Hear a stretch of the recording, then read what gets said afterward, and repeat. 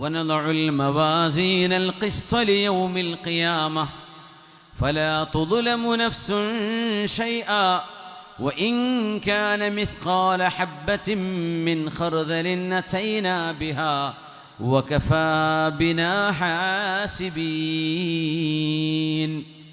നീതിയുടെ തുലാസ് നാം അവിടെ നാട്ടിവെക്കും.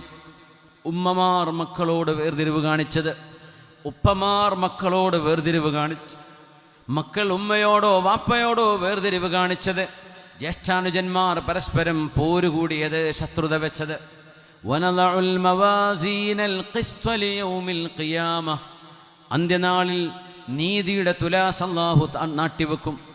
ഫലാ തുദ്ലമു നഫ്സുൻ ശൈആ, ഇവിടെ അനീതി ഉണ്ടായിരിക്കാം, എന്നാൽ നാളെ നീതി മാത്രമേ ഉണ്ടാവുകയുള്ളൂ. അവിടെ ഒരാൾക്കും അനീതിയില്ല, അവിടെ കൈക്കൂലിയില്ല. മക്കൾ 5 മക്കളുണ്ട്, 4 മക്കളുണ്ട്. ഒരാളോട് ഭയങ്കര സ്നേഹം, മറ്റൊരാളോട് സ്നേഹമില്ല.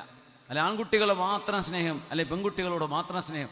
ഉമ്മ ഉപ്പ ഇത് നിങ്ങളുടെ മക്കളല്ലേ, അവർക്ക് സ്നേഹം ഒരുപോലെ കൊടുക്കാൻ നിങ്ങൾ ബാധ്യസ്ഥരാണ്.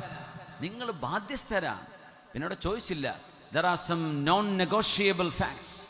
അതിൽപ്പെട്ടതാണ് ഇതൊക്കെ. ഒരു മക്കൾക്ക് ഉമ്മമാപ്പന്മാർ കൊടുക്കുന്ന സ്നേഹം വേർതിരിക്കരുത്, താഴ്ത്തിക്കാണരുത്.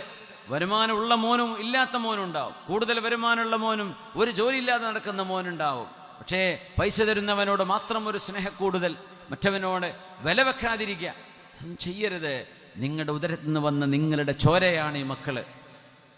അവർ സ്വാലിഹീങ്ങളായി ജീവിക്കുന്ന കാലത്തോളം അവർക്ക് നിങ്ങൾ ഈക്വലായി നീതിയോടുകൂടെ കൊടുക്കേണ്ടതാണ് സ്നേഹം.